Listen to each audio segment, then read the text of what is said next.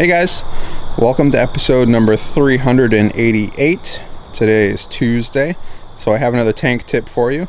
And today I wanted to talk about my 55-gallon chop and flip aquaponics system and what went well, what went wrong, and what I'm going to change next year when I set this system back up. Now, as you guys might recall, I set this system up about a month ago, and I was never really planning on getting any fruit out of it. In fact, you can see I have a little squash plant here that put off a couple flowers, but really never had a chance to bloom or produce squash before the weather got too cold and the whole thing crashed. So I've already pulled the power on it, so there's no water flowing, and I'm about to tear this system down. But before I do, I want to talk about the successes and the failures here. So overall, I think the system as a 55-gallon system is very simple, very straightforward, and very easy to build. So if someone wants to get into the aquaponics game, this is a very easy way to start.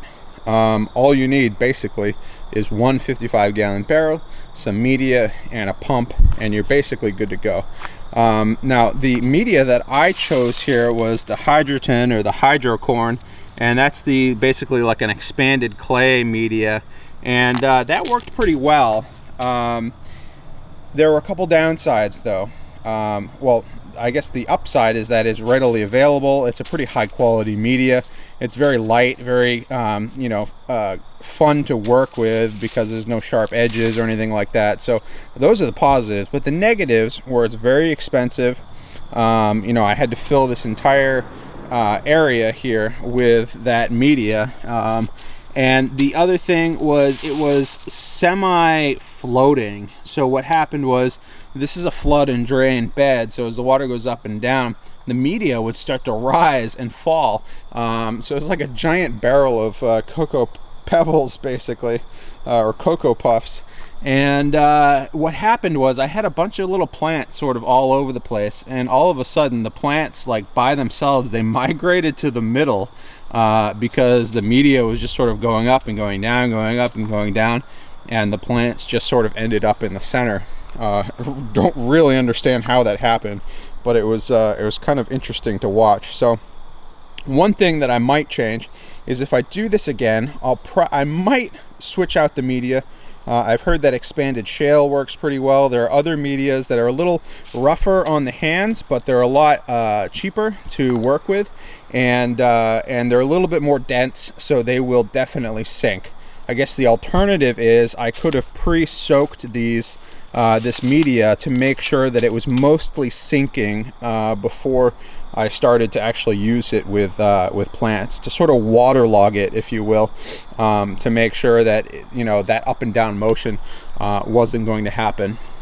So another sort of failing here was in the bell siphon design. Now, what I started out with was basically the simplest form of a bell siphon, and I've got the shroud in here, which is keeping the media away, or most of the media away from my standpipe.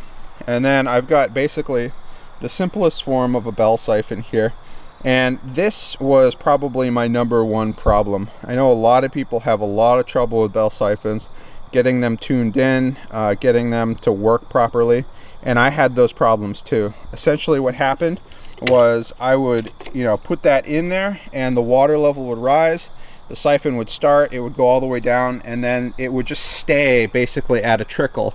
So I had a hard time getting that bell siphon to cycle, even though I have a reducer and an elbow there on the other end of that overflow.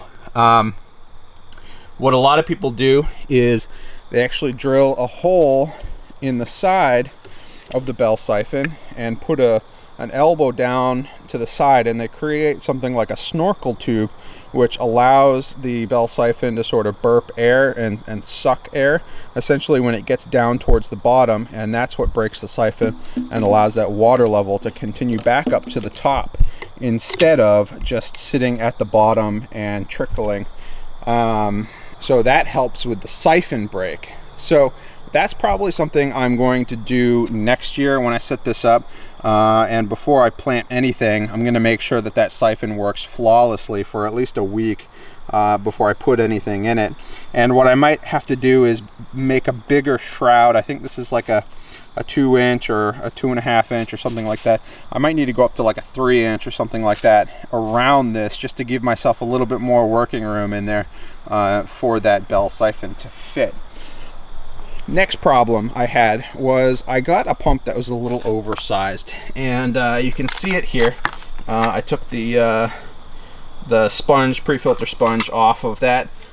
This pump was rated to basically perform the work of, I would say, 3 or 4 of these barrels maybe, and so it was way over-tuned for what I needed. And consequently, when I pulled this thing out, stupid me, I wiggled the barbed fitting back and forth a couple times, try to get the tubing off, and it actually snapped that connector. So I'm gonna have to take this inside, clean it up, and see if I have another connector that might fit on there. Otherwise, I might just toss this aside in my pile of pumps and other electronic debris, and instead get a right-sized pump for this barrel, or use this pump on multiple barrels and just spread that load out across multiple barrels to make sure that I get the right amount of flow going through those barrels.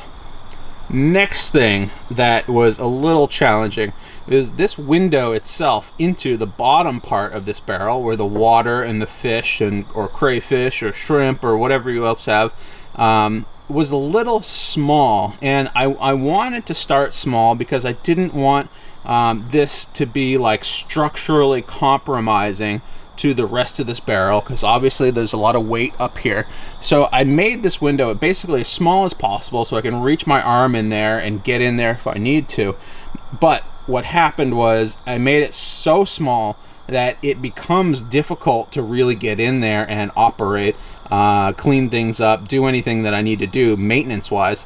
So I didn't really do a whole lot of maintenance, and you can see the bottom of that barrel after just a couple months is full of junk, debris, you know, whatever else was in the water or fell on the top of the barrel and made its way down.